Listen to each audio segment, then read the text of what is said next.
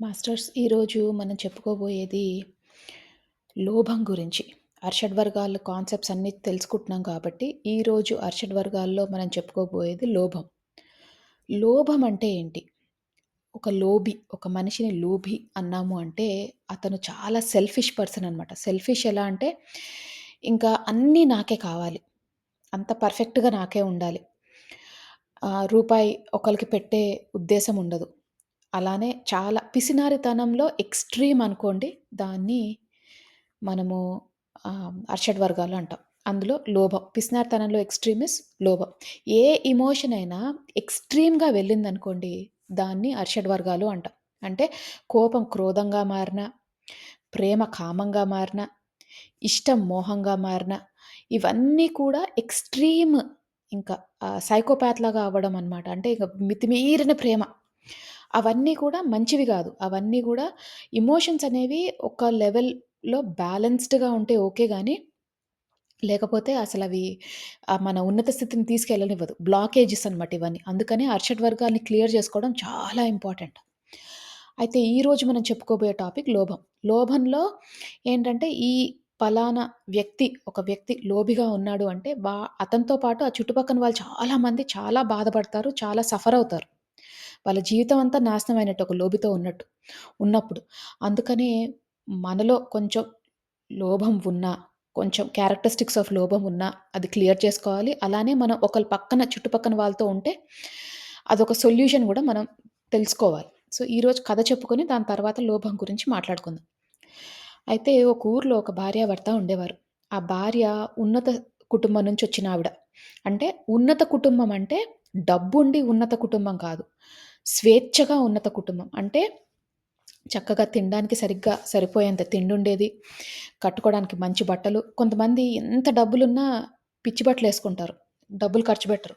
కొంతమంది మాత్రం ఏమీ లేకపోయినా చాలా టీవీ అంటే గ్రాండ్‌గా తయారవుతారు. అంటే నీట్‌గా తయారవుతారు. మరీ ఆడంబరాలుగా ఇట్లా జిగ్గు బట్టలేసుకొని కాదు. అంటే జిగ్ బట్టలు కాదు.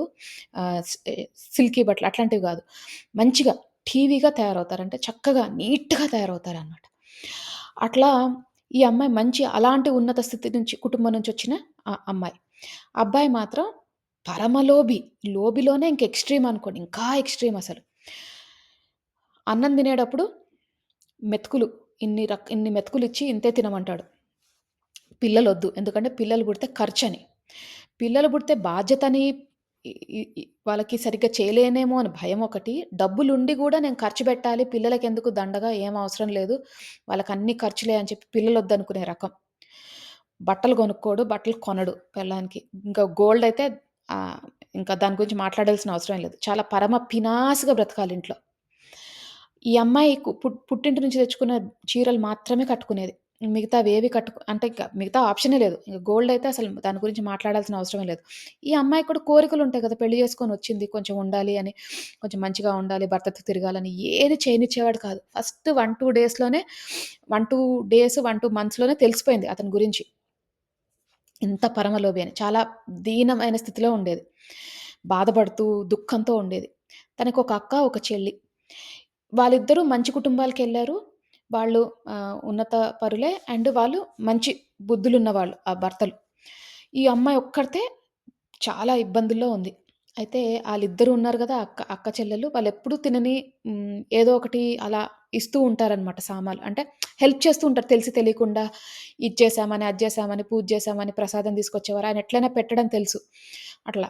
ఇంకా అతనెంత పిసినారంటే ప్రసాదం తింటే ఆ రోజు అన్నం వండకూడదు ఇంట్లో. వేస్ట్ అయిపోద్ది. ఆ అన్నాన్ని నెక్స్ట్ డేకే కావాలంటే నెక్స్ట్ డే ఒక ముద్దెక్కువ తినొచ్చు గానీ, ఆ రోజు తినకూడదు. అట్లా అంత ప్లాన్డ్‌గా, అంత కాలిక్యులేటెడ్‌గా ఉండేవాడనమాట. అయితే అతని దగ్గర 2 జతలుండేవి. ఇది పాతకాలపు కథ కాబట్టి ఒక ధోవతి, ఒక షర్టు ఏసుకోడానికి, ఇంకోటేమో ఉతికి ఆరేసుకోవడానికి అంతే. ఆవిడకేమో పుట్టింటి నుండి తెచ్చుకున్న చీరలంతే. ఇంక మళ్ళీ కొత్త కొనేదే లేదు. అవి చిరిగిపోయినా, ఏదైపోయినా అంతే. అయితే ఒకరోజు ఏమైంది, అతను పనిలోకెళ్ళినప్పుడు ఒక ఒక అడుక్కునేవాడొచ్చి, "అమ్మ కొంచెం అన్నం పెట్టు" అంటే ఆమె అంటది, "నాకంత స్వాతంత్రం లేదు నాయనా. అన్నం పెట్టేంత స్వేచ్ఛ నాకు లేదు. నేనే లెక్కతో కొలిచి పెట్టుకుంటాను ఇంట్లో" అని ఏదో బాధలో ఉంది కాబట్టి ఎవరైనా కదపంగానే ఏడుపొచ్చేసి చెప్పేస్తుందనమాట. అప్పుడంటాడు, "అమ్మా నాకేదైనా ఇవ్వు. నీకు అమ్మవారు మంచి మంచి చేస్తది" అని అంటాడనమాట ఒక మాట. అనంగానే తనకి ఎక్కడో అనిపిచ్చింది. అమ్మో! నిజంగానే అమ్మవారు పంపించిన మెసేజ్ ఏమో ఇది. నేను రోజు అమ్మవారికి దండం పెట్టుకుంటా గదా! అని ఏం చేస్తది, బయట ఆరేసిన చొక్కా ఉంటది వాళ్ళ భర్తది. పాతగా మాసిపోయి, చిరిగిపోయి ఉంటది. ఇది ఎట్లైనా మాసిపోయింది గదా! ఇంక సరేలే ఇచ్చేద్దాం అని చెప్పేసి ఇచ్చేసి అమ్మవారికి దండం పెట్టుకుంటది. అమ్మా! నీ మీద భారమేసి ఇచ్చేస్తున్నాను ఇతనికి. నా దగ్గర ఏమీ లేవు ఇవ్వడానికి కూడా. ఇది ఇచ్చేస్తున్నా. మా ఆయనొస్తే పెద్ద గొడవ అవుతది ఇంట్లో. నువ్వే కాపాడు తల్లి అంటది.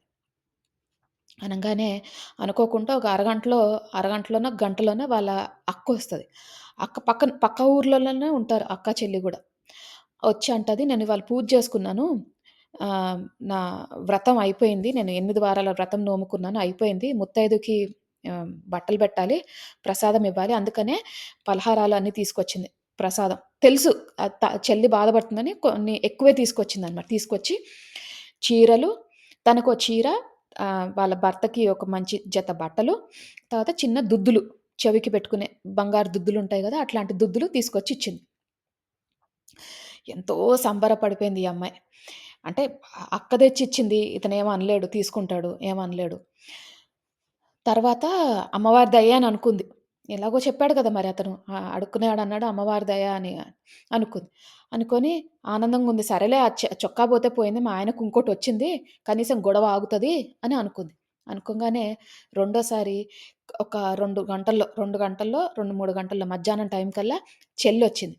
"అక్క నేను నోముకున్నానే నోము తీసుకొచ్చానని" చెప్పి ఆ చెల్లి గూడా కొన్ని బట్టల జతలు, తర్వాత వాళ్ళ బావకేమో బట్టలు, అక్కకేమో చీరలు, తర్వాత తన పాత బంగారు గాజులు ఉండేవన్నమాట. ఈ గాజులు నేనేసుకుందాం అనుకుంటున్నాను. కానీ అవి పాతగా అయిపోయినియి. నేను వాడట్లేదు. నువ్వే ఉంచుకో. నేనేమి హ్మ్, నువ్వు వాడుకో అని చెప్పి ఇచ్చేసింది. తినకి అసలు సరే కొత్తవి కొంటే బావుంటది. కానీ పాతవైతే బంగారంకేముంది, గాజులకైతే ఏముంది అని తీసుకుంటది. తీసుకోగానే ఎంతో హ్యాపీగా ఉంటది. ఆనందంగా ఉంటది. ఇతను వచ్చాడు. ఇతనొచ్చి, "ఏంటి ఇవన్నీ ఏంటి?" అంటే, "మా అక్కొచ్చిందండి. ఇవన్నీ చేసిందంటే, ఇంత ఫుడ్డుంది. ఈ రోజుకి, రాత్రికి, రేపటికి కూడా అప్పట్లో ఫ్రిడ్జులుండేవి గాదుగా. ఇవన్నీ దాచిపెట్టు" అని ఏదో అన్ని ఇన్‌స్ట్రక్షన్స్ చెప్తున్నాడు. ఇంతే తినాలి. ఇంతకంటే ఎక్కువ తింటే మంచిది గాదు పొట్టకి. ఏవేవో అన్నీ అక్కర్లేనివన్నీ తినేం జేసింది, సరేలే ఈ మాటల్లో పడి ఆ షర్ట్ గురించి మర్చిపోతాడేమో అనుకుంది. ఎందుకంటే కొత్త బట్టలొచ్చినాయి గదా! ఆ షర్ట్. బయటికెళ్ళి నా షర్ట్ ఉండాలి ఇక్కడ ఏమైంది అంటే, ఇట్లా అడుక్కునేవాడొచ్చాడండి. ఇట్లా అనంగానే నాకు భయమేసింది. ఇచ్చేసాను. ఏదైనా మంచి జరుగుతదేమో. అందుకే చూసారా అది తేంగానే మా అక్క, చెల్లి వచ్చి ఇద్దరు ఇచ్చారు బట్టలు. ఇవన్నీ ఇచ్చారంటే, అతనింక కోపంతో, క్రోధంతో ఊగిపోతున్నాడు. ఆ చొక్కా నువ్వసలు ఎందుకిచ్చావు? నువ్వసలు ఎందుకివ్వాలి అని చెప్పి బాగా చిరాకు పడిపోయాడు. చిరాకు పడిపోంగానే ఎళ్ళాడు. ఎళ్ళంగానే ఆహ్, హ్మ్, ఇ ఆహ్, ఎక్కడికెళ్ళాడు? అతని దగ్గరికి. ఎవరు మన అడుక్కునేవాడు ఎక్కడో దూరం ఎళ్ళుండరు గదా! ఇందాకే వచ్చి వెళ్ళాడు. అడుక్కునేవాడు ఎళ్ళిపోయేటప్పటికి ఇక్కడిక్కడే ఊర్లో ఎక్కడో అడుక్కుంటూ ఉంటాడు. లేకపోతే వాళ్ళేంటంటే కొంచెం వాళ్ళకి ఇల్లు అవేమి ఉండవు కాబట్టి ఆ చెట్టు కింద మధ్యాహ్నం పడుకుంటారు. మళ్ళీ సాయంత్రం లేసి మళ్ళీ వెళ్తారు అడుక్కోడానికి. సో, అలాగే వెళ్ళుంటాడు. ఇక్కడే ఎక్కడో ఉండుంటాడు అనేసి ఎతకడానికి బయలుదేరాడు. ఎతకడానికి బయలుదేరి నా నా చొక్కా నాకిచ్చేయాలని చెప్పి బయలుదేరాడు. తిట్టుకుంటూ పెళ్ళాన్ని, "అన్నీ ఇట్లానే ఇట్లాంటి పనులే చేస్తాను." ఆ పెళ్ళామేమో చాలా బాధపడతది. ఈ బంగారం ఏవైతే నగలున్నాయో, గాజులు, చెవుదుద్దులు అవన్నీ గూడా ఒక చిన్న నూలు సంచి లాంటిది ఒకటుంటది. ఇప్పుడు ఆ పాతకాలంలో సంచిలో ఇలాగా హ్యాంగ్ చేసుకొని ఉంటారు కదా! ఇట్లా హ్మ్, బట్టతో కుట్టిన సంచులుంటాయి. అది హ్యాంగ్ చేసుకొని పెట్టుకుందనమాట ఎక్కడో. ఇంట్లో ఇట్లా ఉంటే ఆ సంచిలో పెట్టుకుంది, దాచుకుంది. ఇంకా దాని గురించి చెప్పలే. వాళ్ళ భర్తకసలు చెప్పలే. చెప్పకపోతే అప్పటిదాకా ఇంకా ఫుడ్ గురించే డిస్కషనొచ్చింది. బట్టలు అవే వచ్చినాయి గానీ, బంగారం వైపుకి ఇంకా టాపికే రాలేదు. ఈమె అందులో పెట్టింది. పెట్టి ఈయన తిట్టాడు గదా! వచ్చి తిట్టేటప్పటికి బాధపడుకుంటూ గుడికెళ్ళేసొస్తాను. కొంచెం మనసు బాగయిద్దని చెప్పి, ఆ సంచి అక్కడే ఉంది ఇంట్లో. ఇతనేమో అడుక్కునే వాడి దగ్గరికెళ్ళాడు. ఈమెనేమో గుడికి పోయింది. మనసు బాలేదు. దేవుడి గుడిలో కూర్చుంటాను కాసేపు అనేసి. అక్కడేమైంది, అదెవరు మన అడుక్కునేవాడున్నాడు గదా! అతని దగ్గర ఇది లాక్కుంటే, ఆ షర్ట్ లాక్కుంటుంటే, అక్కడ అందరూ చుట్టుపక్కన చూడంగానే ఇతనికి కొంచెం అవమానంగా అనిపిచ్చింది. నా షర్ట్ నాకిచ్చేసేయి అంటే, ఇదేంటిది ఈయన ఇట్లా చేస్తున్నాడంటే, చుట్టుపక్కన వాళ్ళందరూ చూస్తుంటారు గదా! అప్పుడు కొంచెం ఎందుకో చిరాకనిపించింది. దొరికాడు. ఆడుకునేవాడు దొరికాడు. ఇంటికి దగ్గరలోనే ఉన్నాడు. అందరూ చూస్తూ ఉండగానే ఇదేదో చేస్తున్నారని ఏం చేశాడు గబగబా ఇంటికొచ్చి ఆహ్, చేతిలో పట్టుకొని షర్ట్ వస్తే బాగోదు గదా! అందరూ చూస్తారు గదా! ఇంటికొచ్చి ఆ సంచి ఉంది గదా! ఆ సంచి ఏదైతే సంచి ఉందో అది పట్టుకొని అది అది కూడా పాత సంచి ఎప్పటిదో సంచి. అది పట్టుకొని వచ్చేసి ఆహ్, అందులో ఏముందో చూసుకోలే. అందులో ఏమి ఈ గాజులకి దుద్దులకి ఎక్కువ బరువు గూడా ఉండదు గదా! అదెక్కడో ఉంది సంచిలో. అప్పుడేం జేశాడు, ఆ సంచి పట్టుకొనొచ్చి, ఆ చొక్కా పెట్టుకుందాము అని వచ్చేటప్పటికి ఏమైంది, అతనికంటాడు మళ్ళీ అడుక్కునేవాడి దగ్గరికొచ్చి, "ఇదిగో ఈ సంచిలో నువ్వు పెడతావా, పెట్టవా మర్యాదగా" అంటే, అతనంటాడు, "సరే నువ్వు నాకా సంచిచ్చేయి నేను నీకీ చొక్కా ఇస్తాను. ఆ సంచి నాకవసరం. ఈ చొక్కా ఎలాగో పాడైపోయింది గదా! నువ్వే తీసుకో. నాకవసరం లేదు. నాకా సంచిచ్చేయి" అంటే చూసుకుంటాడు. ఆ సంచేమో పాత సంచి. దానికి ఏమి పాడైపోయింది. ఇంకా షర్టయినా యేసుకోవచ్చు కానీ సంచినేం జేసుకుంటాం పాడైపోతే. అది మాసిపోయి పాడైపోయింది. సరేలే ఇదేదో గదా! అందరూ చూస్తున్నారు గదా! అని చెప్పి అక్కడ సీన్ జేయడం ఎందుకు అనేసి ఆ సంచి ఇచ్చేసి ఆ చొక్కా తెచ్చుకుంటాడు. ఇంటికెళ్తాడు. ఇంటికెళ్ళంగానే పెళ్ళాం వస్తది గుడి నుంచి. వచ్చి "అయ్యో! సంచేదండి" అంటే, "సంచి ఎక్కడుంది? అడుక్కునేవాడికిచ్చాను" అంటే, "అడుక్కునేవాడికి సంచెందుకిచ్చారండి? మీరు ఎళ్ళింది చి అదేంటి మన దీనికోసం గదా! మన షర్ట్ కోసం గదా! సంచెందుకిచ్చారు? అందులో బంగారం బెట్టానంటే, బంగారం బెట్టడం ఏంటంటే, మా అక్క వాళ్ళిచ్చారంట. మా అక్క చెల్లి బంగారం ఇచ్చారు. గాజులును, దుద్దులు ఇచ్చారు. అందులో బంగారం ఉంది అనంగానే, ఇంకెక్కడ? ఆయనెళ్ళిపోయాడు గూడా. అతను చూసుకున్నాడో, చూసుకోలేదో, ఎళ్ళిపోయాడో ఏదో అయింది మొత్తానికి. అయితే లోభి అనే బుద్ధి ఇప్పుడు మనం ఈ కథ విన్నప్పుడు అర్థమవుతుంటది పర్సనాలిటీ. ఆ లోభి అనే పర్సనాలిటీకి వాళ్ళకి ఇంకేమి కనిపించవు. వాళ్ళ మైండ్‌లో ఉన్నది వాళ్ళనుకున్నదే అవ్వాలి. వాళ్ళకి సంబంధించిన ఏవి డిస్టర్బ్ జేయగూడదు. అయితే ఇట్లా లోబితో ఉండడం చాలా కష్టం. ఈ కథలో ఆ లోబి తెలుసుకున్నాడు లాస్ట్‌లో బంగారం బొంగని అప్పుడు ఎలిగింది. ఇప్పుడు చూసావా అప్పుడు వాళ్ళ భార్య చెప్పడానికి ట్రై చేసింది. చూసారా నన్నేమో ఇది చేయనివ్వరు. అన్ అన్ ఫుడ్ అంతా తిననివ్వరు. అన్నం సరిగ్గా తిననివ్వరు. అన్నీ చేయనివ్వరు. అలాంటిది మీరే మీ చేతులుగానే బంగారం ఎవరికో ఇచ్చారు. ఎవరో తెలియని అతనికి ఇచ్చేసారు. బంగారం మొత్తం ఇచ్చేసారు. ఎంత బంగారం ఎంత డబ్బులు ఇచ్చారు మీరు అని తెలుసుకున్నాడు. ఆ లోబి తెలుసుకున్నాడు. అది కథ కాబట్టి లోబి తెలుసుకున్నాడు. కొన్నిసార్లు మన నిజ జీవితంలో మన చుట్టుపక్కన లోబి లోబిత్వం ఉన్న మనుషులున్నా గూడా వాళ్ళు తెలుసుకోరు. వాళ్ళకి తెలీదు. అదే కరెక్ట్ అనుకుంటారు. అలాంటప్పుడు అలాంటి వాళ్ళని మార్చడం చాలా కష్టం. ఒకవేళ మీరు క్లాస్ వింటూ, ఈ క్లాస్‌లో ఉన్నవాళ్ళు ఎవరైనా సరే, లోభముందని మీకు అభిప్రాయం ఉంటే, అంటే నేను పిసినారితనంగా ఉన్నాను, నేనిట్లా ఉన్నాను, కొంచెం మారాలి, ఎక్కువ సెల్ఫిష్‌గా అయిపోతున్నాను, అంటే స్వార్థంగా అయిపోతున్నాను, నేను మారాలి అనుకున్న వాళ్ళు కొద్దిగా ఆహ్, గుర్తుంచుకోవాల్సిందేంటంటే, ప్రతి మనిషిలో భగవంతుడున్నాడు. అది బాగా గుర్తుంచుకోవాలి. ఓకే. ఎందుకంటే లోబిగా ఉన్నవాళ్ళు చాలా జాగ్రత్తగా ఉంటారు. అవన్నీ తీసుకెళ్ళి ఎవరో చేతుల్లో పెడతారు. ఆ డబ్బులన్నీ పోతాయి. ఆ డబ్బులే గాని మోస్ట్‌లీ డబ్బుల విషయంలోనే ఇవన్నీ అవుతాయి. అయితే మీరు గుర్తుంచుకోవాల్సిందేంటే మనలో భగవంతుడున్నాడు. పక్క వాళ్ళలో భగవంతుడున్నాడు. మీరు ఆలోచించండి ఒకవేళ శివుడే డబ్బుల మీద ఆసుండుంటే, శివుడే రెంట్ కట్టాలి, లేకపోతే డబ్బులు సంపాదించాలి, నేను గొప్పవాడిని గావాలి అనుకుంటే, శివుడు అంత పర్ఫెక్ట్‌గా అయ్యేవాడా మెడిటేషన్‌లో? చి మెడిటేషన్ వస్తేనే శివుడిని తలుచుకుంటాం మనం. ఎందుకు? ఎందుకంటే ఆయన అంత నిస్వార్థంగా ప్రతి ఒక్క జీవిని ఒకలాగే జూసాడతను. ఈ డబ్బు మీద లోభం ఏమీ లేదతనికి. వదిలేసాడు. అన్నీ వదిలేసాడు కాబట్టి శివుడయ్యాడు. మనమేం చేయాలి? ఇప్పుడు ధ్యానంలోకొచ్చాము, పోగొట్టుకున్నాము, అన్నీ చేశాం. అర్షడ్ వర్గం ఉన్నందువల్లే మనం పోగొట్టుకున్నాం. ఒకవేళ డబ్బులు పోగొట్టుకుంటే, ఒకవేళ మోసం జేయాలి, లేకపోతే మనం లోబిలాగా మనం ప్రవర్తించి డబ్బులన్నీ దాచుకొని ఎవరికో అంటగడతాం. ఆళ్ళు తీసుకొని బోతారు. సో, అదైనా అయ్యుండాలి. ఈ రెండిట్లో ఏదైనా కూడా, ఏదైనా సరే ఆహ్, మనం గుర్తుంచుకోవాల్సిందేంటంటే ప్రేమ. ఈ అర్షడ్ వర్గాలన్నిటికి కూడా పక్క వాళ్ళ పట్ల ప్రేమ ఉన్నప్పుడు మనం మంచితనంతో ఉన్నప్పుడు ఆ లోభానికి గురవ్వం. అంటే ఆ నష్టానికి గురవ్వం. ఇప్పుడు అతను ఆ షర్టు ఇచ్చేసినప్పుడు పోనీలే పేదవాడు ఆ షర్ట్ ఎలాగో పాడైపోయింది గదా! భగవంతుడికిచ్చాననుకుంటాను.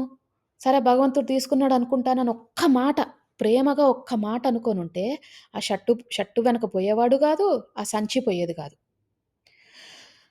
అలానే ఈ ఈ లోభత్వం ఉన్న వాళ్ళందరూ గూడా ఒకవేళ లోభంలో బాధపడుతున్నామని అనిపించినప్పుడు మీకనిపించిందనుకోండి, మీరు మీరు అనాలిసిస్ చేసుకున్నప్పుడు అనిపించిందనుకోండి, లేదు నాకు లోభం ఉంది. నేను లోబిలాగా ప్రవర్తిస్తున్నాను. కొంచెం తగ్గించుకోవాలన్నప్పుడు చెక్ పాయింట్స్ పెట్టుకోండి. ఎక్కడ ఏ టైంకి నాకు వీక్ పాయింట్ నాది. ఇప్పుడు ఇతనికి డబ్బులు వీక్ పాయింట్. మీకింకేదో వీక్ పాయింట్ ఉందనుకోండి. అది చూసుకోండి. అది అది ఆ సిట్యుయేషన్ వచ్చినప్పుడు అరే! ఇది నాకు వీక్ పాయింట్ అని ఒక్క నిమిషం మీరు అనాలిసిస్ చేసుకుని కొంచెం జాగ్రత్తగా ఉండాలి. ఇంత లోభిత్వంగా ఉండకూడదు, లోబిగా ఉండకూడదు అని ఒక్కసారి ఆలోచించుకున్నప్పుడు అది తగ్గుతది. అనాలిసిస్ చేసుకున్నప్పుడు ప్రతిసారి తగ్గుతది. అండ్ ఇంకోటి వింటూ, వింటూ అన్ని మంచి మాటలు వింటూ ఉంటే కొంచెం ఆటోమేటిక్‌గానే మన మైండ్ లోపల నుంచి చెప్తా ఉంటది. ఒక సిట్యుయేషన్ వచ్చిందనుకోండి, డబ్బులు ఖర్చు పెట్టాలి. ఖర్చు పెట్టబుద్ధి కావట్లేదు. లోబిగా బిహేవ్ చేస్తున్నారనుకోండి. మనసు లోపల నుంచి చెప్తది. "అరే! నువ్వు ఇంత పిసినారిగా ఎందుకుంటున్నావు? ఏం గాదు కొంచెం డబ్బులు ఖర్చు పెడదాంలే. ఏం గాదులే. మన ఇంట్లో వాళ్ళకే గదా! మన అమ్మకి, నాన్నకి, చెల్లెలకి, తమ్ముళ్ళకే గదా! ఏం గాదులే" అని లోపల నుంచి చెప్పినప్పుడు, ఆ మనసు చెప్పినప్పుడు ఆ మాట వినండి కొంచెం. కొన్నిసార్లు ఎక్కువ కాకపోయినా 10లో ఒక్కసారి విన్నా గూడా తగ్గుతది. మీ లోభత్వం అనేది తగ్గుతది. ఇది ఏంటి ఎవరైనా లోభం అనే అర్షడ్ వర్గంతో బాధపడుతుంటే. ఇప్పుడు మనింట్లో అలాంటి వాళ్ళుంటే ఏం జేయాలి? సో, మన చుట్టుపక్కన అలాంటి వాళ్ళున్నారు. ఈ అమ్మాయి కేస్‌లో వాళ్ళ భర్త లోభత్వంతో ఉన్నాడు. సర్దుకుంది. ఆయన ఇంతే అన్నట్టు సర్దుకుంది. కానీ చాలా ఇంక చిరాకొచ్చేస్తది కొంచెం కొంచెం టైం తర్వాత. అప్పుడేం జేయాలి? ఏదైతే వీక్ పాయింట్ ఆ హస్బెండ్‌కి వీక్ పాయింట్ ఏదైతే ఉందో అంటే ఇతనికి డబ్బులు పిచ్చి కదా! డబ్బులు మోహం, పిచ్చి. అవి అవి మనం సంపాదించేటట్టు ట్రై చేయాలి. అంటే ఇప్పుడు ఈ కథలో ఎగ్జాంపుల్ ఏంటంటే, అంటే ఇంక దీనికి ఆప్షన్ ఉందా అంటే ఇదొక్కటే ఆప్షన్. ఏదైతే వీక్ పాయింటో దాన్ని మనం ఇంప్రూవ్ చేసుకోవాలి. వీళ్ళ హస్బెండ్‌కి ఈ కథలో డబ్బులంటే పిచ్చి, లోభి, పిసినారి. అప్పుడు ఏం చేయాలి తిను? డబ్బులు సంపాదిచ్చే ప్రయత్నం చేయాలి. ఎవరి కోసం? తన కోసం. ఆయనివ్వడం తెలుసు. నువ్వివ్వవు, నువ్వు కంజూస్ మొహానివి, నువ్విట్లానే మా మా అమ్మాళ్ళింట్లో నేనింత మంచిగా బ్రతుకున్నాను, ఇవన్నీ జేశాను, ఇవన్నీ ఇదిగా ఉంది. చిరాకు పడ్డం కన్నా గూడా మంచిగా వెళ్ళి తనంతట తను ఏదైనా ఇంట్లో పనులు జేసుకోవచ్చు. ఇంత లేకుండా ఉన్నావు గదా! పక్కింటికెళ్ళి పని జేసుకో, లేకపోతే ఏదైనా చేసుకో. కనీసం కడుపు నిండా తృప్తైన అన్నమైనా బెడతారు. లేకపోతే గుడిలోకెళ్ళి ఏదైనా పని జేయొచ్చు గుడిలో. ఆ అమ్మాయి చేసుండొచ్చు ఇవన్నీ. కూరగాయలు పెంచుకోవచ్చు. ఆ కాలంలో కూరగాయలు అమ్మడమో, ఇంట్లో ఏదైనా ఇంకేదైనా చేయడమో, ఏదో ఒకటి ఉన్నంతలో ఎంతో కొంత ఆలోచించాలి. ఈ సిట్యుయేషన్ ఇంతే ఉంది. నేనింతే, నా జీవితం ఇంతే, ఆయన వల్ల నేను బాధపడుతున్నా అనుకోవడం కన్నా, ఒక ఒక మార్గం ఔట్ అంటే వే ఔట్ చూడండి. ఏదైనా దారి ఉందేమో అని. ఎందుకంటే లో లోభత్వం ఉన్న వాళ్ళని మార్చడం కష్టం.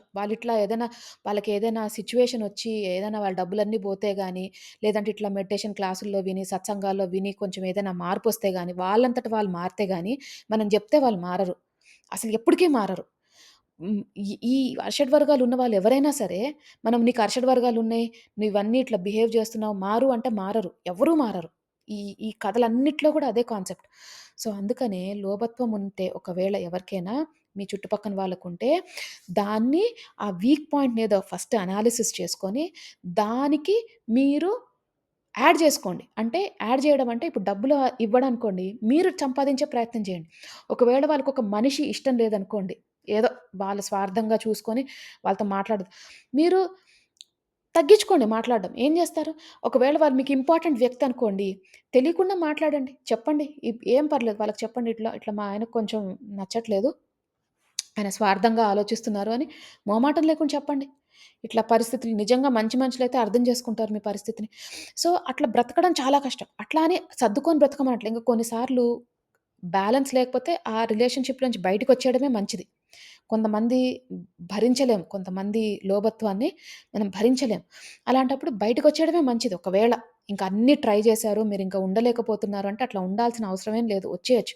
ఈ అర్షడ్ వర్గాలు భరించే వాళ్ళందరూ గూడా ఎమోషన్స్ ఎక్స్‌ట్రీమ్ అయిపోతే ఉండడం చాలా కష్టమైపోతది కొన్నిసార్లు. ఆ అనాలిసిస్ మీరే జేసుకోవాలి. ఎవరింట్లో స్టోరీ వాళ్ళింట్లోనే ఉంటది మాస్టర్స్. ఒకళ్ళింట్లో కొట్టడం తప్పు, ఒకళ్ళింట్లో తిట్టడం తప్పు, ఒకళ్ళింట్లో ఇంకేదైనా చేయడం తప్పు. సో, ఎవరి ఇంట్లో లిమిట్ వాళ్ళకి తెలుస్తది. ఎవరి లిమిట్, ఎవరి స్టోరీ వాళ్ళకే ఉంటది. మీ స్టోరీని బట్టి మీరు అనాలిసిస్ చేసుకోండి. కాకపోతే తొందర పడకుండా జస్ట్ అన్నీ అనాలిసిస్ చేసుకొని అప్పుడు బయటకొచ్చే ప్రయత్నం చేయండి. సో, ఇది లోభం గురించి మనం తెలుసుకున్నాం గాబట్టి, ఎవరైనా ఈ లోభం అనే అర్షడ్ వర్గాలతో బాధపడుతుంటే అది క్లియర్ చేసుకునే ప్రయత్నం చేయండి. అండ్ ఇంకోటి, ఈ అర్షడ్ వర్గాలన్నిట్లో బాధపడుతునేవారు ఎప్పుడైతే మీరు విశ్వానికి సహాయం చేస్తారో, తప్పకుండా విశ్వం మీకు అవి క్లియర్ చేస్తది బ్లాక్స్. ఎలా సహాయం చేస్తారు? ఈ విషయంలో డబ్బులు దానం చేసినప్పుడు, లోభం ఉందనుకోండి, మీరు సంపాదించాలనుకున్నప్పుడు 100 సంపాదిస్తే 30% నేను పేద ప్రజలకు ఇచ్చేస్తాననుకోండి. లేదంటే 30% నేను నాకొచ్చిన సంపాదనలో 30% నేను ఎవరినైనా తీసుకొచ్చి వాళ్ళకి హెల్ప్ చేస్తానని చెప్పండి. సో, అట్లా చేసినప్పుడు మీరు మీ కోరికను మీరు తీర్చుకుంటున్నారు. దాన్ని పాజిటివ్‌గా కన్వర్ట్ చేస్తున్నారు. మీకున్న అర్షడ్ వర్గాన్ని పాజిటివ్‌గా కన్వర్ట్ చేస్తున్నారు. అది. సో, అది మాస్టర్స్ ఈరోజు మన లెసన్, మన అర్షడ్ వర్గం సెషన్. సో, అందరూ విన్నారు కాబట్టి ఇక మనం ధ్యానం చేసుకుందాము. అందరూ స్థిర సుఖాసనంలో కూర్చోండి. అంటే మీకు ఏ పొజిషన్ కంఫర్టబుల్‌గా అనిపిస్తే ఆ పొజిషన్‌లో కూర్చోండి. ఒకవేళ మీ ఆరోగ్య రీత్యా మీరు కూర్చోలేకపోతే పడుకొని కూడా ధ్యానం చేయొచ్చు.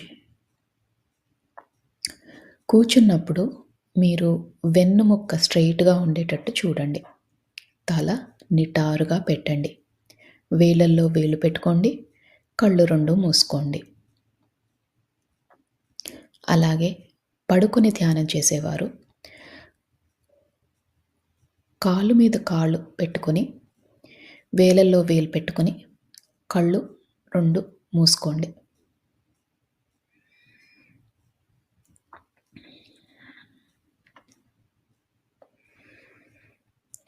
ఇప్పుడు మనము నిండు శ్వాసని తీసుకుందాం. అంటే శ్వాస ఎంత నిండుగా ఉండాలంటే, మనం శ్వాస లోపలికి పీల్చుకుంటున్నప్పుడు ఈ విశ్వంలోని సమస్త కాస్మిక్ ఎనర్జీ అంతా కూడా మీ శరీరంలోకి వెళ్తున్నట్టు భావించండి. ఈ విశ్వంలో ఎంతో మంచి పాజిటివ్ ఎనర్జీ ఉంది. అదంతా కూడా మనం స్వీకరిస్తున్నాం. మన శరీరాన్ని, మన మనసుని ఓపెన్ చేసి పెట్టుకున్నాం. ప్రతి ఒక్క కాస్మిక్ ఎనర్జీ గానీ, పాజిటివ్ ఎనర్జీ గానీ రిసీవ్ చేసుకునే స్థితిలోకి వెళ్ళబోతున్నాం. అందుకని చక్కగా ఒక్క నిండైన శ్వాస తీసుకోండి.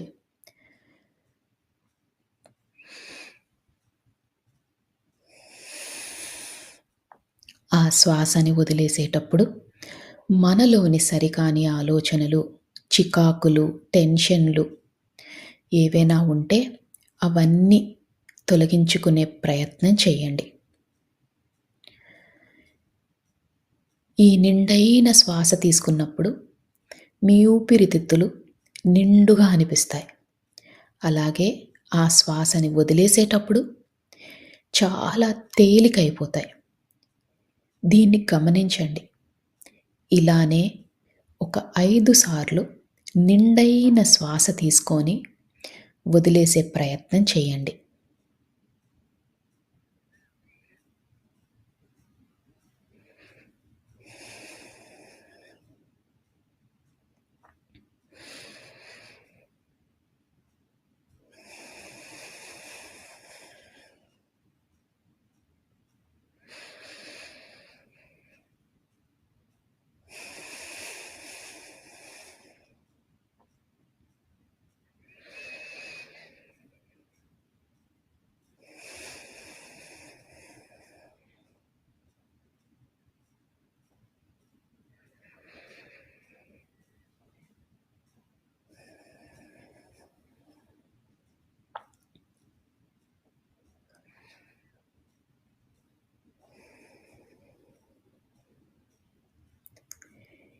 ఇప్పుడు మీ మనసు, శరీరం చాలా తేలికైనట్టు మీకు భావన కలుగుతుంది. మనమిప్పుడు శరీరంలో ప్రతి భాగాన్ని రిలాక్స్ చేసుకునే ప్రయత్నం చేద్దాం. అంటే ముందుగా సహస్రారం, తల భాగం, దాన్ని రిలాక్స్ చేసుకునే ప్రయత్నం చేద్దాం. అలానే ముఖము, చెవులు, భుజాలు, చేతులు, చేతి వ్రేళ్ళు, పొట్ట, నడుము, కాళ్ళు, పాదాలు, కాలి వ్రేళ్ళు అన్నిటినీ రిలాక్స్ చేసుకోండి. రిలాక్స్ చేయడం అంటే మీరు కంఫర్టబుల్ పొజిషన్లో కూర్చున్నట్టు, అలానే తేలిగ్గా అయినట్టు మీకు అనిపిస్తే మీ శరీరం రిలాక్స్ అవుతున్నట్టు. బిగించి పట్టకండి. శరీరాన్ని చాలా లూజ్గా, రిలాక్స్డ్గా చేయండి.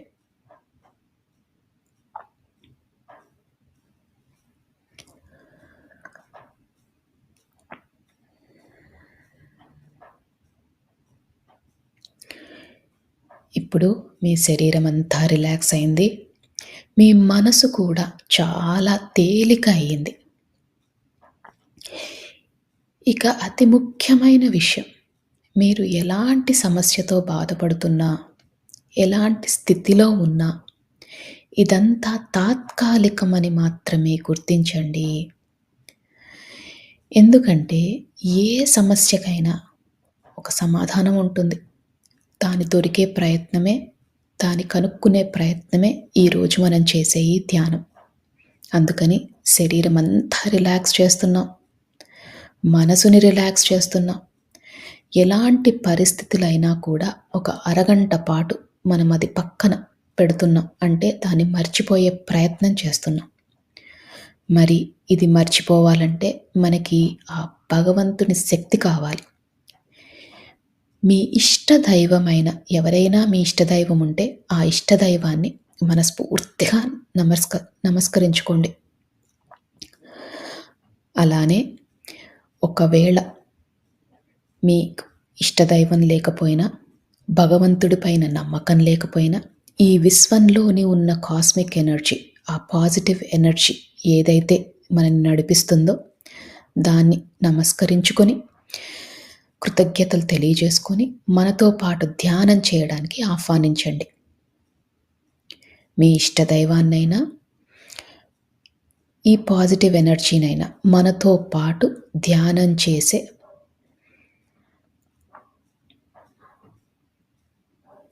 అవకాశాన్ని మనకి ఇవ్వమని మనస్ఫూర్తిగా ఆర్తితో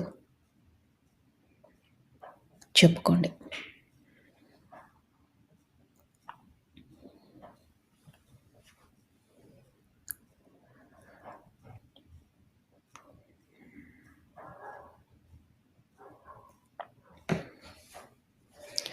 మీ శరీరం అంతా తేలికైపోయింది. మీ మనసు కూడా చాలా తేలిగ్గా ఉంది. ఇక మనం ధ్యాన లోతుల్లోకి వెళ్దాం.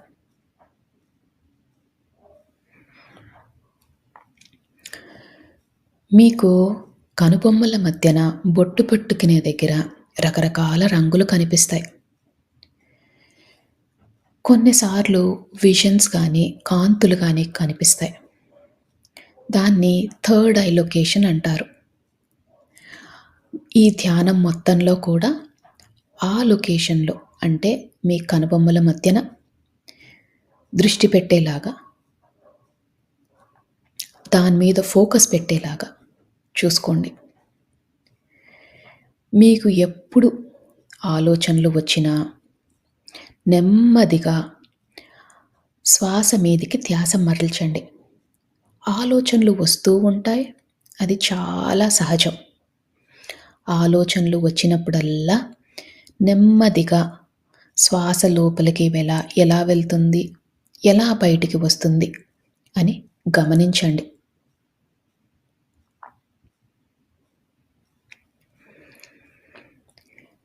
ఆలోచనలతో పోట్లాడొద్దు. నెమ్మదిగా శ్వాస మీదికి ధ్యాస మరల్చండి.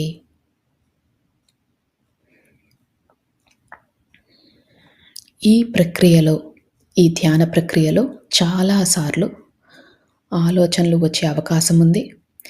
మనం ధ్యానం లోతులోకి వెళ్ళినప్పుడు ఏ ఆలోచనలు రావు. అందుకనే ఆలోచనలు వచ్చినప్పుడల్లా శ్వాస మీదికి ధ్యాస మరల్చండి.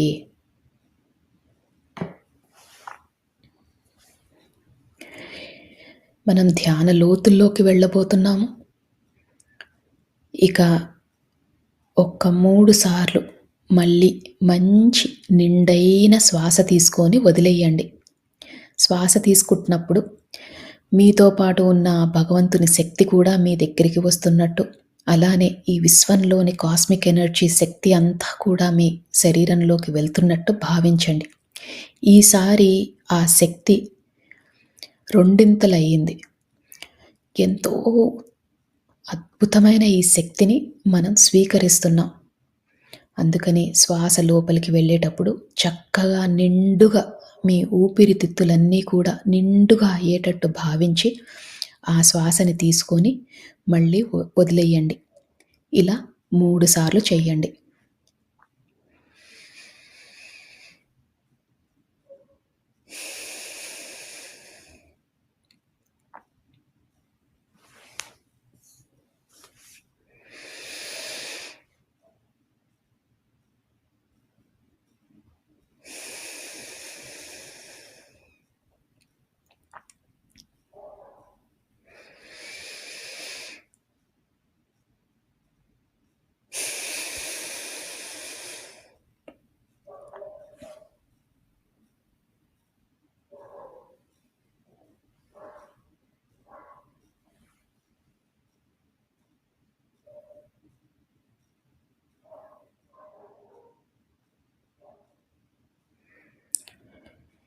ఇప్పుడు మీ శరీరము, మీ మనసు చాలా తేలికైపోయాయి. ఇంకా మీరు ధ్యాన లోతుల్లోకి వెళ్లారు. అంటే మీ పక్క జరిగేవి ఏమీ వినిపించవు. నా మాటలు మాత్రమే వినిపిస్తున్నాయి.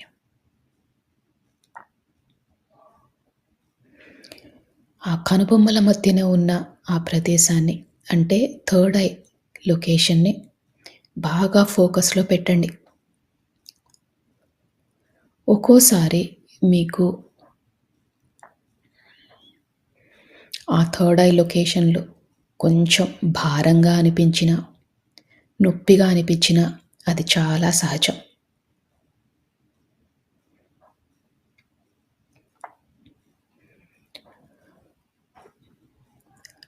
మన ఇష్టదైవంతో పాటు, ఈ విశ్వంతో పాటు మనము ఇంకా ధ్యాన లోతుల్లోకి వెళ్తున్నాం.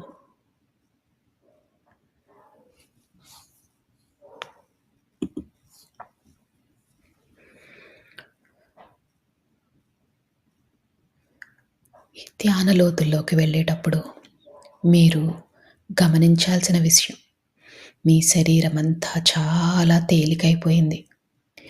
మీకు ఎలాంటి ఇబ్బందులు లేవు. మీరు చాలా ధ్యాన స్థితికి వెళ్ళబోతున్నారు. ఈ విశ్వం మనకు సహకరిస్తుంది. మనము అద్భుతమైన స్థితికి వెళ్ళబోతున్నాం. మనకున్న పరిస్థితులు తాత్కాలికం మాత్రమే.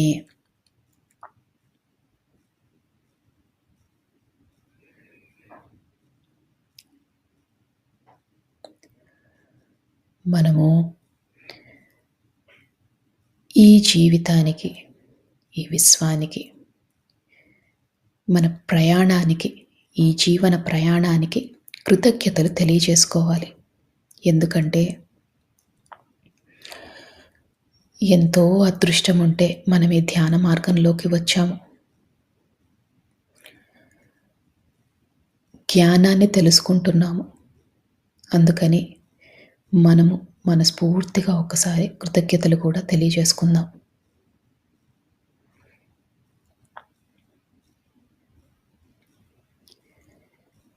ఈ కృతజ్ఞతలు తెలియజేసినప్పుడు మీ శరీరం ఇంకా తేలికవుతుంది. ఎందుకంటే మీలోని సరికాని ఆలోచనలన్నీ తొలగిపోయాయి. మీరు ఎంతో రుణపడి ఉన్నారు ఈ అవకాశానికి, ఈ విశ్వానికి.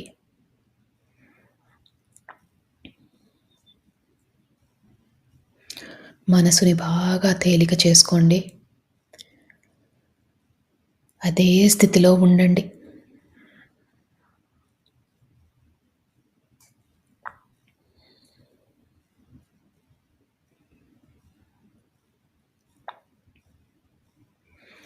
ఆలోచనలు వస్తూ ఉంటాయి. ఆలోచనలు వచ్చినప్పుడల్లా కూడా నెమ్మదిగా శ్వాస మీదికి ధ్యాస మరల్చండి.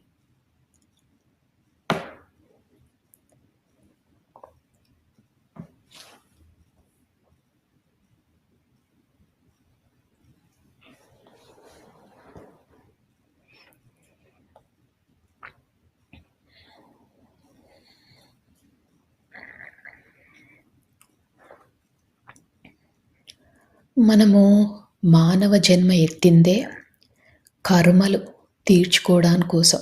అంటే ఎన్నో జన్మలుగా కర్మలు చేస్తున్నాం. దాన్ని తొలగించుకునే ప్రయత్నం చేస్తున్నాం. ఈ కర్మలు తొలగిపోవాలంటే మనలో పరివర్తన చాలా ముఖ్యం. అలానే పశ్చాత్తాపం, ప్రాయశ్చిత్తం కూడా చేసుకోవాలి. అంటే మనం చేసిన తప్పులని గతంలో గానీ, గత జన్మలలో గానీ చేసిన తప్పులని క్షమించమని మనస్ఫూర్తిగా కోరండి.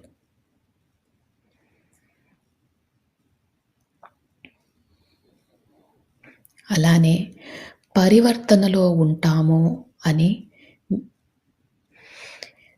సహాయం కావాల్సిన వాళ్ళకి సహాయం చేస్తామని మనస్ఫూర్తిగా సంకల్పం చేసుకోండి.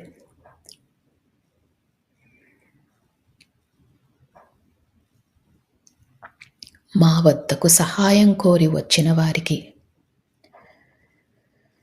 తప్పకుండా మాకు ఉన్నంతలో తోచినంత తప్పకుండా సహాయం చేస్తాము. మేము నేర్చుకుంటున్న ఈ ధ్యానాన్ని, జ్ఞానాన్ని పంచుతాము.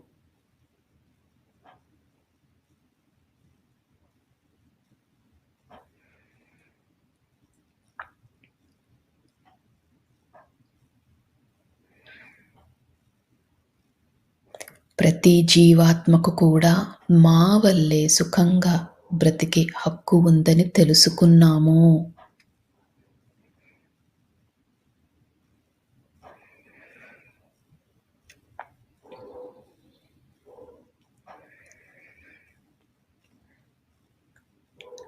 ఈ విశ్వానికి, ఈ భూమాతకు కావాల్సిన సహాయం చేస్తాము.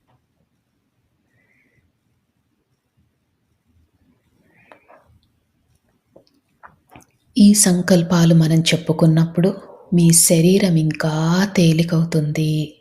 మీ మనసు కూడా బాగా తేలికవుతుంది.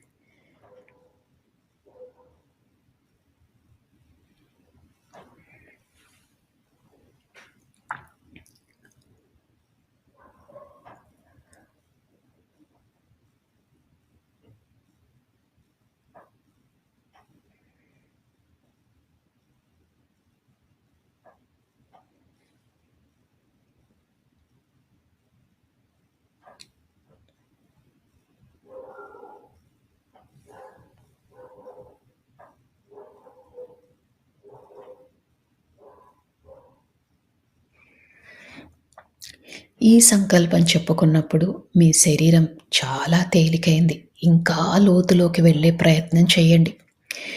మీ పక్కన ఏది జరుగుతున్నా మీకు పట్టించుకోవద్దు. నా మాటలు మాత్రమే మీకు వినిపిస్తున్నాయి. ఈ ధ్యాన లోతుల్లోకి మీరు వెళ్ళిపోయారు. ధ్యానంలో ఆ మహాదేవుడిని, ఆ పరమశివుడిని, ఆ జగన్మాతను, మీ ఇష్టదైవాన్ని, అలానే మీకు ఈ విశ్వం నుంచి కావాల్సిన సహకారం దొరకాలని మనస్ఫూర్తిగా కోరండి. ఇప్పుడు విశ్వంలోని సమస్త కాస్మిక్ ఎనర్జీ అంతా కూడా కాంతుల రూపంలో మన శరీరంలోకి వెళ్తున్నట్టు భావించండి. అద్భుతమైన కాంతులు, ఎటు చూసినా కాంతులే. ఈ కాంతులే మనకు సర్వం, ఈ కాంతులే మనకు దైవం, ఈ కాంతులే మనకు ఆరోగ్యం.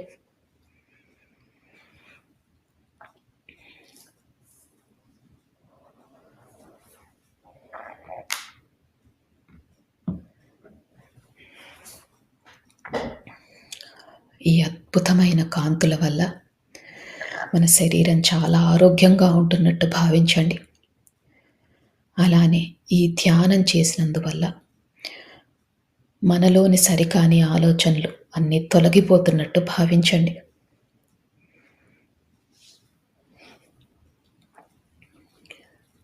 ఈ రోజు నుంచి మన కుటుంబ కలహాలన్నీ తొలగిపోతాయి.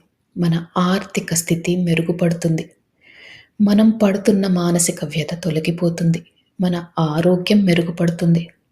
అద్భుతమైన కాంతులు. ఎటు చూసినా కాంతులే.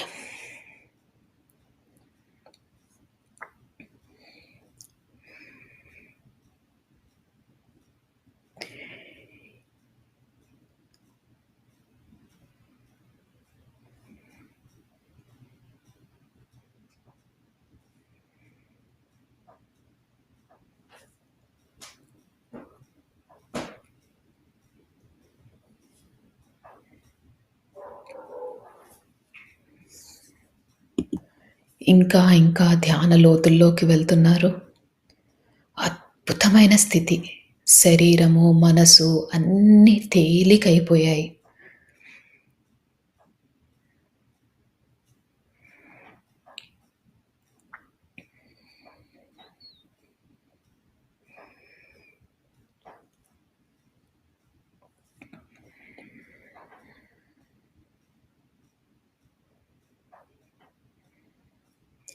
ఒకవేళ ఆలోచనలు వస్తుంటే, ఆలోచనలని వాటితో పోట్లాడకుండా నెమ్మదిగా శ్వాస మీదికి ధ్యాస మరల్చండి.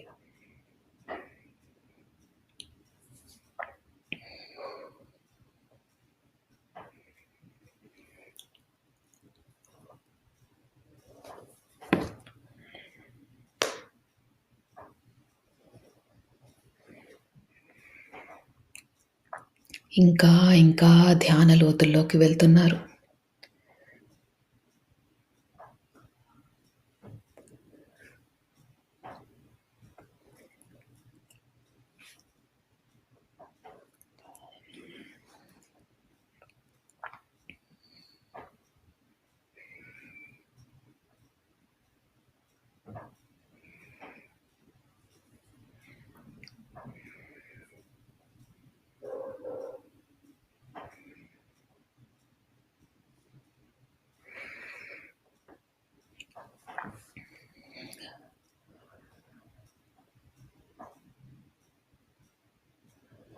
కనుబొమ్మల మధ్యన బొట్టు పెట్టుకునే దగ్గర మీకు రంగులు కనిపించినా, కాంతులు కనిపించినా, విజన్స్ కనిపించినా ఇంకా లోతుకు వెళ్ళండి.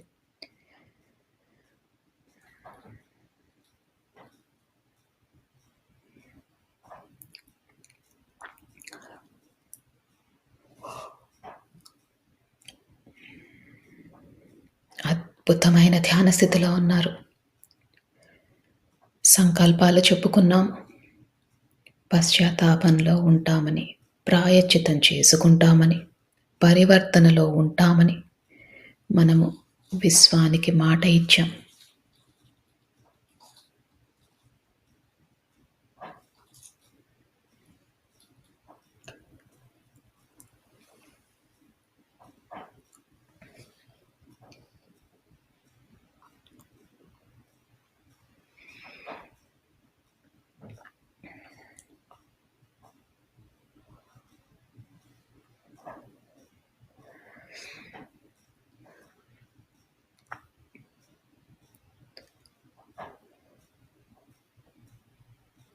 మీ శరీరాన్ని గమనించండి. చాలా తేలిగ్గా ఉంది. ఇదే స్థితిని కొనసాగిస్తూ ఇంకా ధ్యాన లోతుల్లోకి వెళ్ళండి.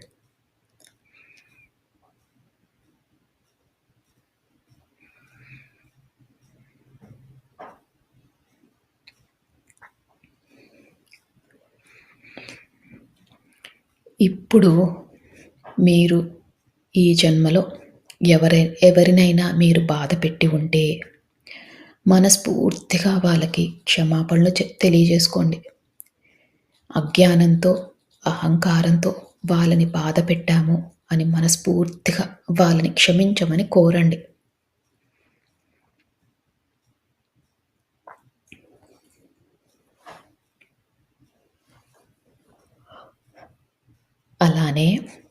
ఎవరైనా మిమ్మల్ని బాధపెట్టి ఉంటే ఈ ఈ గతంలో వారిని మనస్ఫూర్తిగా మీరు క్షమించండి. వారు తెలియక, అజ్ఞానంతో, అహంకారంతో తప్పులు చేసి ఉంటారు.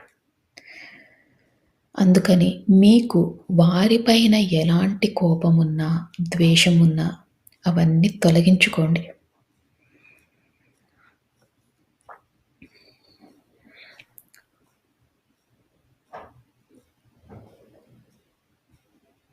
ఇలా చేసినప్పుడు మన మనసు శూన్యమవుతుంది.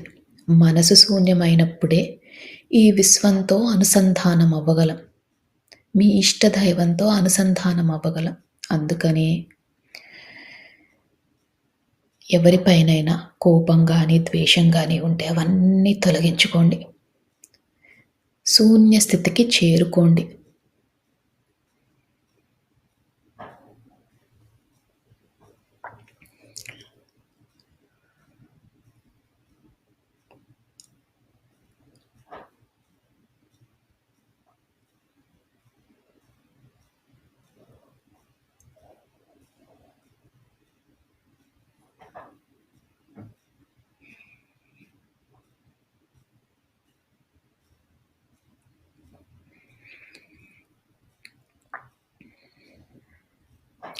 ఎప్పుడైతే మనం క్షమాపణ కోరామో, మనని బాధపెట్టిన వారిని క్షమించామో, మన మనసు శూన్య స్థితికి చేరుకుంది. మీరు ఇంకా ధ్యాన లోతుల్లోకి వెళ్తున్నారు.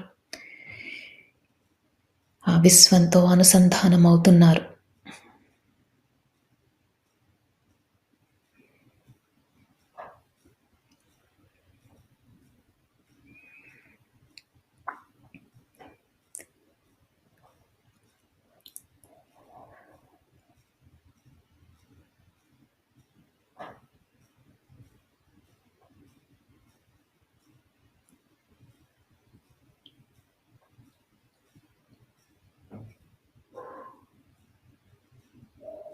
ఇదే స్థితిని కొనసాగిస్తూ మీరు ఇంకా ధ్యాన లోతుల్లోకి వెళ్ళండి.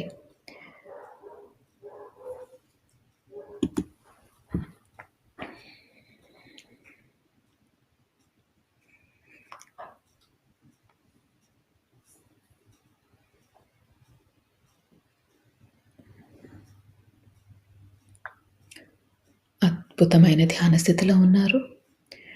ఇదే స్థితిని కొనసాగిస్తూ మీరు ఇదే స్థితిలో ఉండొచ్చు. ఒకవేళ ఈ స్థితి నుంచి బయటికి రావాలనుకుంటే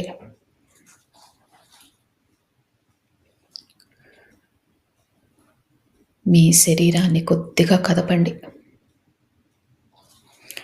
నెమ్మదిగా మీ ధ్యాన స్థితిలో నుంచి బయటికి రండి. చేతులు 2 విడదీయండి.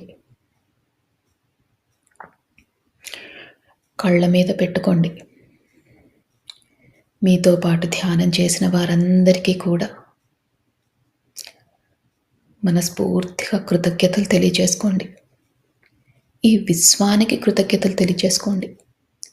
మీ ఇష్టదైవానికి కృతజ్ఞతలు తెలియజేసుకోండి. మీ మాస్టర్స్‌కి కృతజ్ఞతలు తెలియజేసుకోండి. ఇంత మంచి జీవితాన్ని ధ్యానం చేసుకునే అవకాశాన్ని ఇచ్చినందుకు మనస్ఫూర్తిగా ధన్యవాదాలు తెలియజేసుకుంటూ, అలానే తెలియక చేసిన తప్పులేవైనా ఉంటే క్షమించమని కోరుతూ, మీరు ధ్యాన లోతుల్లో నుంచి బయటికి రావచ్చు.